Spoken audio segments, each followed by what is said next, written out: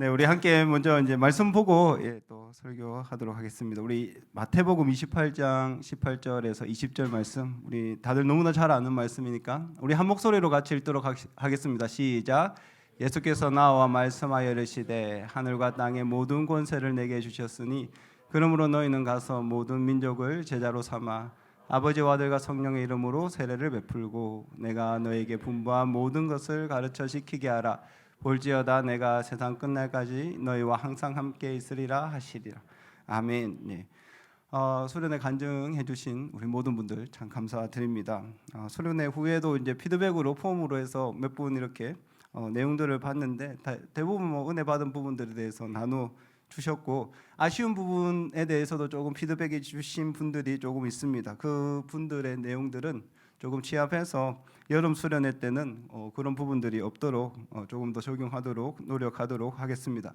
우리 수련회 참석하신 모든 분들, 그리고 또 수련회를 섬긴다고 찬양팀으로 또 수료해 주신 모든 분들, 그리고 말씀을 전한 저까지 다들 수고했다. 우리 격려로 우리 서로 박수로 이렇게 축복했으면 좋겠습니다. 네. 이번 주는 명절이 있습니다. 네, 저희 동생은 굉장히 피하고 싶어하는 자리인데, 네, 오랜만에 가족들과 함께 만나는 자리에서 사랑을 나누시고, 그리고 축복을 나누시길 바랍니다. 우리 옆 사람에게 이렇게 축복합시다. 명절에 싸우지 말자. 이렇게, 네, 명절에 싸우지 마시기 바랍니다. 예, 우리 예송이 혜송이 싸우지 마시기 바랍니다. 네. 네, 알겠습니다. 사도행전 우리 강해를 들어가기 전에 우리 먼저 위대한 우리 계명들, 우리 이주에 대해서 배웠고 하나님 사랑과 이웃 사랑, 그리고 이제 하나님의 위대한 명령에 대해서 이주를 함께 나누고 또 명절이 끝나고 나서 사도행전 말씀을 함께 나누길 원합니다. 지상 명령이라고 불리는 말씀, 우리 오늘 읽었던 말씀이죠. 마태복음 28장 18절에서 20절 말씀, 우리에게 너무나 익숙한 말씀이고 모든 민족에게 제자를 삼으라. 성령의 이름으로 세례를 베풀라. 너희에게 내가 분부한 모든 것을 지켜 가르쳐라. 이런 내용의 설교들은 여러분 어릴 때부터 교회에 다닌 사람이라면 굉장히 사실 많이 들었고 익숙한 내용일 거라고 생각합니다.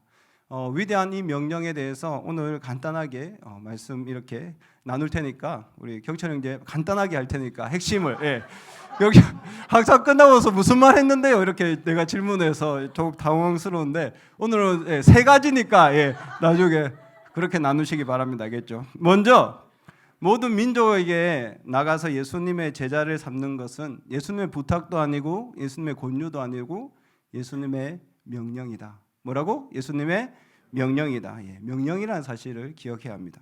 19절에 나오는 너희는 가서라는 말이 있죠. 너희는 가서.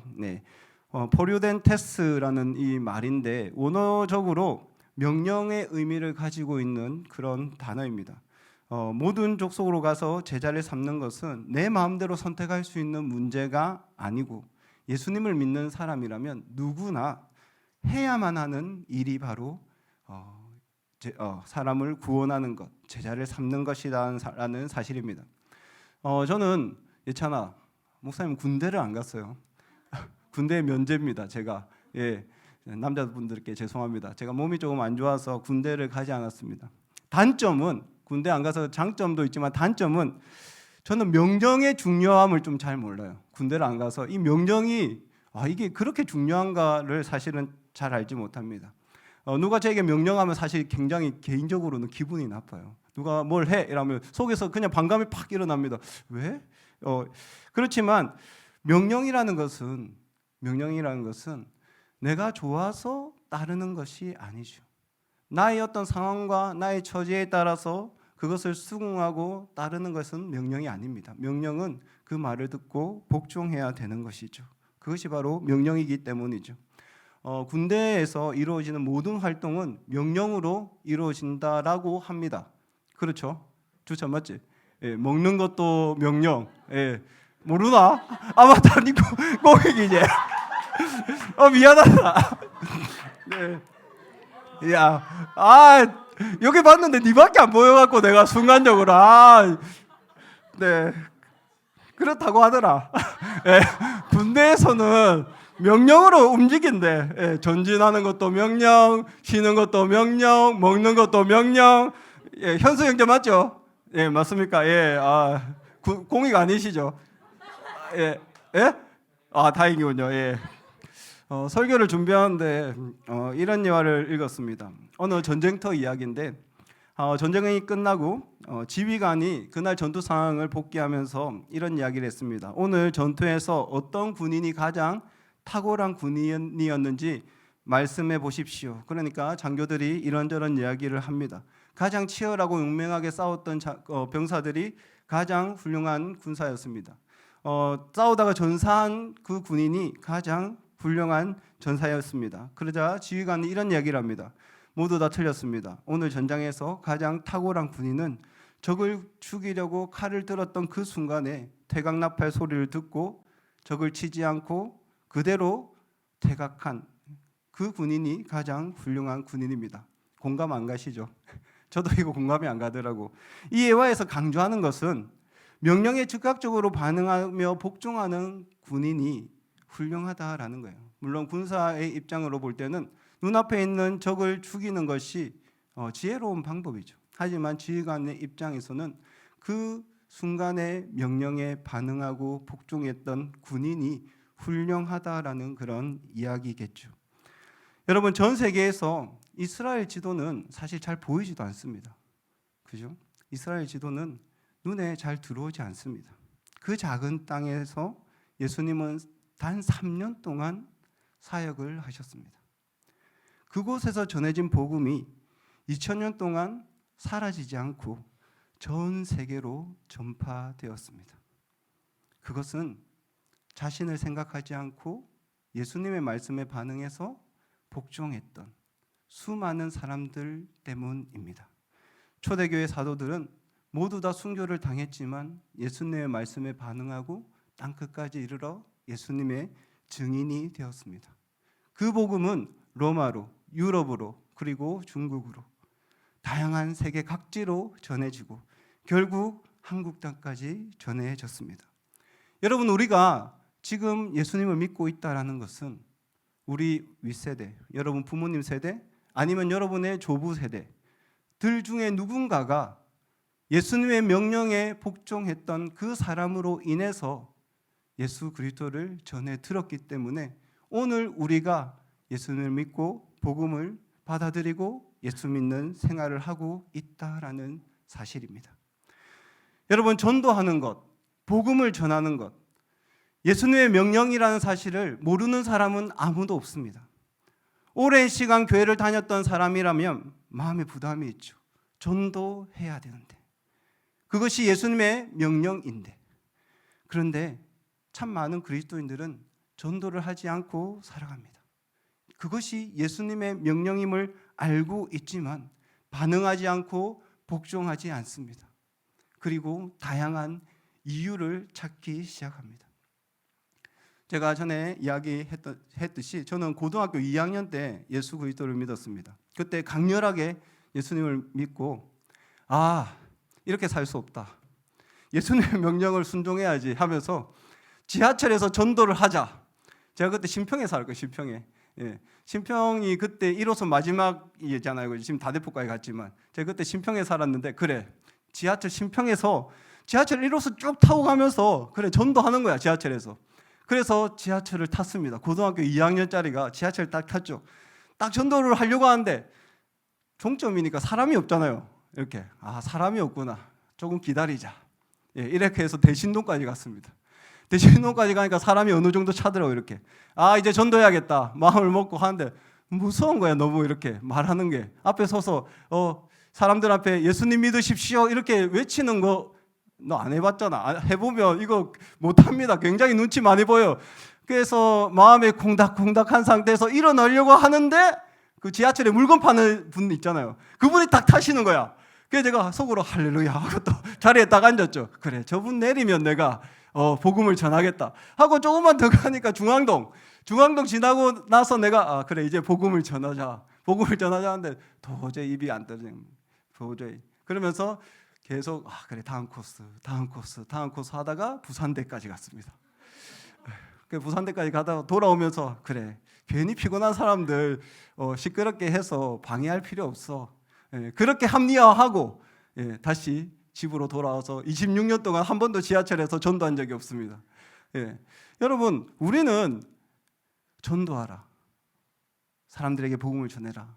이것이 예수님의 명령이라고 알고 있지만 반대로 우리는 핑계거리를 찾고 있습니다. 수많은 핑계거리들. 두려워서, 상황이 안 돼서, 그리고 사람들에게 괜히 피해를 줄까 봐. 이런 다양한 핑계거리를 통해서 분명히 그것이 예수님의 명령인데도 불구하고 복종하지 않죠. 반응하지 않습니다. 여러분, 오늘 예수님은 이것이 명령이라고 이야기하고 있습니다. 반응하는 사람을 찾고 있고 복종하는 사람을 찾고 있습니다. 그것이 우리의 삶이 되어야 합니다.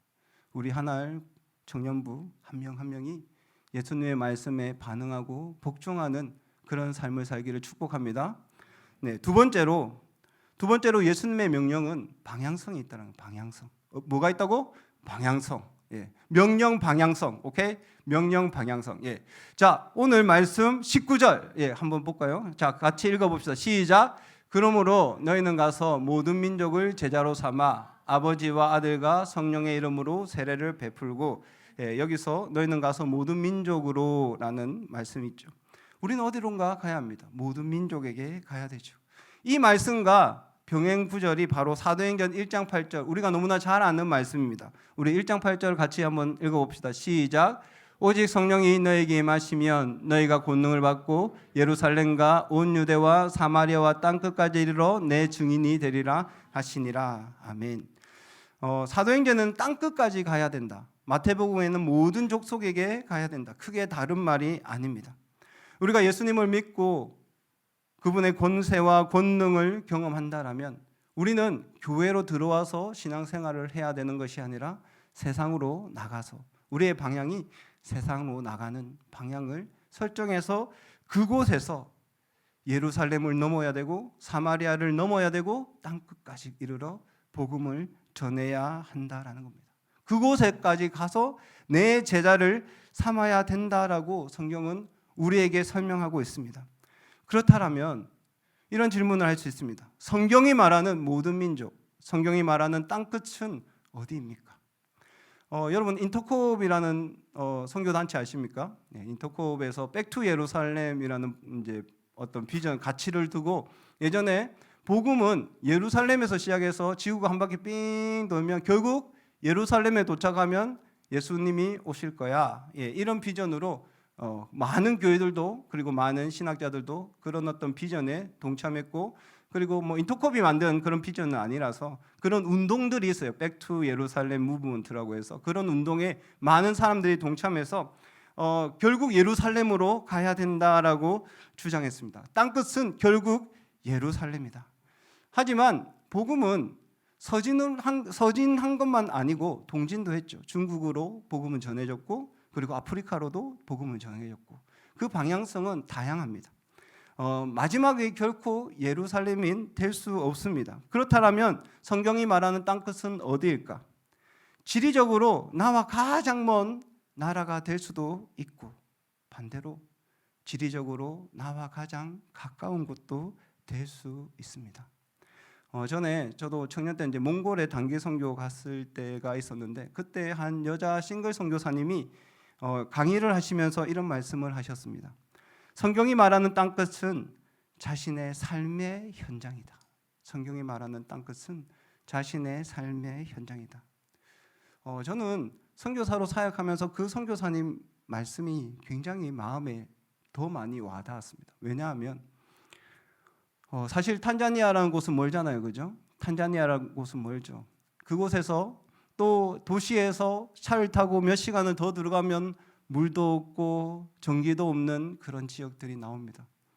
여러분들이 텔레비전에서 보는 그런 원시인 같은 그런 부족들도 그곳에 살고 있습니다. 그곳에서 복음을 전하는 것이나 한국에서 복음을 전하는 것은 결코 다르지 않다라는 것을 그곳에 가서 사실 많이 깨닫습니다. 내가 이곳에서 복음을 전하는 것이나 한국에서 복음을 전하는 것이나 그렇게 큰 차이가 없구나. 결국 복음이 증거되는 땅끝이라는 것은 어쩌면 가장 먼 곳일 수 있지만 어쩌면 나에게 가장 가까운 곳도 될 수 있구나. 그것이 지리적인 땅끝이 될 수 있구나라는 그런 생각들을 해보았습니다. 지리적으로 여러분 땅끝을 우리가 해석할 수 있지만 심리적인 땅끝이 있습니다. 심리적인 땅끝. 탄자니아에서 이렇게 사역하면 청년들 단기 선교팀이 이렇게 찾아옵니다. 단기 선교팀이 스와힐리어로 사형리를 공부해 오거든요. 그래서 쭉 이래 보내면 길거리에서 노방전도를 해요. 집집마다 돌아다니면서 담대하게 복음을 전합니다. 옆에서. 그래서 이런 물어봐요. 야, 너가 한국에서도 이래 복음 전하냐? 한국에서는 안 한대. 한국에서. 근데 왜 여기 와서 하냐? 한국에서도 좀 하라고. 한국말로 좀 너 옆에 있는 사람에게, 네 직장에 있는 사람에게, 학교에 있는 사람에게도 복음을 증거해야 하는 거 아니냐? 왜 여기 와갖고 안 되는 그 스왈리어로 이렇게 이상하게 말하면서 들어보면 말도 참 희한한 그 말로 안 되는 거, 외국 사람이 하니까 들어주고 있는 그 상황까지 와서 복음을 전하냐고. 그렇지만 여러분도 알고 있잖아요. 심리적인 땅끝, 나와 가장 가까운 친구, 나와 가장 가까운 가족, 직장 동료들, 학교 친구들, 그들에게 복음을 증거하는 게 어쩌면 땅끝같이 멀리 느껴질 때 참 많지 않습니까? 여러분, 우리의 심리적인 땅끝을 넘어가야겠죠. 성경은 우리에게 그것을 넘어가서 복음을 증거하라고 이야기합니다. 세대적인 땅끝이 있습니다. 세대적인 땅끝. 여러분은 MZ 세대 맞습니까? 네. 저는 X세대. 네. 저와 여러분의 세대는 다르죠. 네. 저는 H.O.T, 잭스키스, 핑클 이런 친구들 노래를 들었다라면 여러분은 누가 듣냐? 요즘 뭐 듣노? 예, BTS 뭐 이런 지났나 너무? 예, 아무튼 이런 노래를 듣고 사는 그런 세대가 되는죠. 여러분들은 스마트폰을 어릴 때부터 손에 쥐고 살았던 세대고 온라인으로 살아가는 것이 편한 세대고 전화보다 문자가 조금은 더 편한 세대고 여러 가지 세대의 모습들 여러분을 이해할 수 없기 때문에 MZ세대라는 말들을 어른들은 하죠. 그리고 그걸 이해해 보겠다고 노력을 하면 할수록 미궁에 빠집니다. 그죠? 그런 노력을 하는 사람들, 어른들 꼰대가 되는 거죠. 보통 저 안 되는데 이렇게 걱정하자, 그지? 그런 어떤 문화적 세대들 차이가 있습니다. 그런데 여러분 밑에 또 세대가 있죠. 청소년 세대들. 작년에 어떤 조사 결과를 보면 청소년 세대들 복음화율 3%입니다. 100명 중 3명만 예수를 믿고 있습니다. 물론 인구가 감소되고 있죠. 하지만 인구 감소 속도보다 예수를 믿는 아이들의 숫자는 더 빨리 사라지고 있습니다. 그 신문기사에 이런 이야기를 들었습니다. 만 4세에서 14세까지 미전도 종족이 된 것을 우리는 주목해야 된다. 만 4세에서 14세를 미전도 종족이라고 표현하더군요. 어떤 미션스쿨은 한 반에 교회를 다니는 한 아이 한 명이 없다. 이런 신문기사를 보았습니다. 여러분, 어른 세대가 여러분을 보는 것도 다르고 또 여러분이 10대를 보는 그런 시각도 완전히 다릅니다. 그들에게 나아가는 것은 어떤 경계를 넘어가는 것과 똑같습니다. 어쩌면 그것은 땅끝을 넘어가는 그런 시도가 될 것입니다. 우리가 바라봐야 하는 땅끝은 우리와 다른 세대의 사람들, 그들에게 우리는 나아가야 된다라는 것이죠. 특별히 우리 교대 다니는 친구들, 교사로 재직하는 친구들, 그들에게는 당장 만나야 되는 수많은 세대들이 있습니다. 그 세대들에게 직접적으로 예수를 전하지 못하더라도 기독교의 가치를 그들에게 보여주는 삶을 살아야 될 것입니다. 계층적인 땅끝이 있습니다. 계층적인 땅끝. 사회적인 약자, 소외된 자, 아파하는 자, 눈물 당하는 자, 외로운 자. 그런 자들을 언제나 예수님은 주목하셨고 사랑하셨습니다. 우리에게 그들에게 가라고 전하고 그들에게 사랑하라고 우리에게 명령하셨습니다. 바퍼 공동체라고 아십니까? 제일도 목사님이 하는 바퍼 공동체. 이 바퍼 공동체는 사창가에서 몸 파는 여성들이 있었던 그 지역에서 그냥 한 끼 식사를 제공했습니다. 어떤 조건 달지 않고, 교회 나오십시오 어떤 말 하지 않고 그냥 와서 식사 한 끼를 제공했습니다. 누구도 상관없었습니다. 누구나 와서 식사 한 끼를 하고 아픈 마음들, 그곳에서 위로를 받았습니다. 더 나아가서 그들이 이제 질문합니다. 계속 밥을 먹다가 왜 이런 걸 하세요? 왜 우리에게 밥을 주세요? 우리가 예수님을 믿기 때문입니다. 그래서 수많은 사람들이 바퍼 공동체에 헌신하고 함께 사역을 하게 되었습니다. 결국 그 계층적 경계를 넘어설 때 많은 사람들이 반응하고 예수의 복음을 받아들인다라는 것입니다. 예수님은 우리에게 모든 민족에게 가라, 땅끝으로 가라라고 이야기하셨습니다. 저는 그 명령에 어떻게 제 나름대로 반응해서 탄자니아까지 간 것입니다. 하지만 모두가 갈 필요는 없습니다. 반대로 여러분의 삶의 모든 현장들이 여러분의 삶의 땅끝일 수가 있습니다. 그곳에서 예수를 전하고 복음을 전해야 합니다. 계층적인 땅끝, 심리적인 땅끝, 그것들을 넘어서 여러분 마음 가운데 부담이 느껴지는 사람이 있다라면 그곳에서 하나님의 명령에 복종하고 반응하면 되는 것입니다. 마지막으로 예수님께서 우리에게 명령하신 것, 그것은 제자를 삼는 것. 제자를 삼는 것. 예수님은 우리에게 교회를 세워라, 건축하라, 무엇을 만들어라, 헌금을 많이 하라, 이런 명령을 하지 않으셨습니다. 우리에게 제자를 삼으라라고 말씀하셨습니다. 탄자니아에서 선교를 사로 있으면서 제일 처음에 스와힐리어 언어 교육을 한 2년 정도 받았어요. 한 여자 싱글 선교사님에게 언어 교육을 받았는데, 그 여자 선교사님은 탄자니아에서 사역한 지 한 20년 정도 되는 선교사님입니다. 정말 시골에서도 사역하시고 막 이렇게 다양한 사역들을 하셨는데, 20년이 지나고 그 여자 싱글 선교사님의 사역지를 가보면 눈에 띄는 것은 아무것도 없습니다. 대부분 한 20년 정도 선교사 사역을 하면 큰 교회가 있든지 아니면 학교가 크게 지어져 있든지 어떤 결과물이 굉장히 많습니다. 눈에 보이는, 와, 선교사님 정말 20년 동안 정말 대단한 일 하셨네요, 감탄사가 나오는 그런 일, 눈에 보이는 것들이 굉장히 많습니다. 그런데 이 여자 선교사님에게는 눈에 보이는 것은 아무것도 없습니다. 그런데 사람이 있습니다. 사람이. 이 여자 선교사님이 했던 사역은 시골에 있던 아이들을 도시로 불러서 그들과 함께 살았습니다.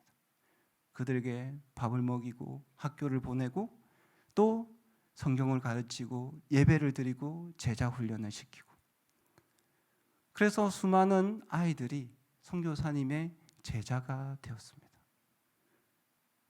그게 다니엘이라는 친구예요. 다니엘이라는 친구는 한국까지 와서 우리 총신대에서 박사학위까지 따고, 그리고 탄자니아에서 돌아가서 지금은 그 탄자니아 장로교 교단에서는 정말로 어떤 비교할 수 없는 영향력을 가진 사람이 되었습니다. 그리고 엘리야라는 친구에서, 그 동생인데, 그 친구는 이제 한국에 치면 서울대 같은 그런 다르살렘 대학을 나와서 교육 사업에 열중하기 시작합니다. 저도 같이 사역을 했는데 정직하고 책임감이 강합니다. 한국 사람보다 훨씬 사역을 잘합니다. 20년이 지난 대부분의 선교사님들, 이제 60이 넘어서 은퇴를 해야 되는데 은퇴할 수가 없어요. 왜? 맡길 이 재산들, 학교, 교회, 누구에게 맡길 현지인들을 키워내지 못해서 이걸 현지인들에게 양도할 수가 없는 거예요. 분명히 선교사는 사라져야 되잖아.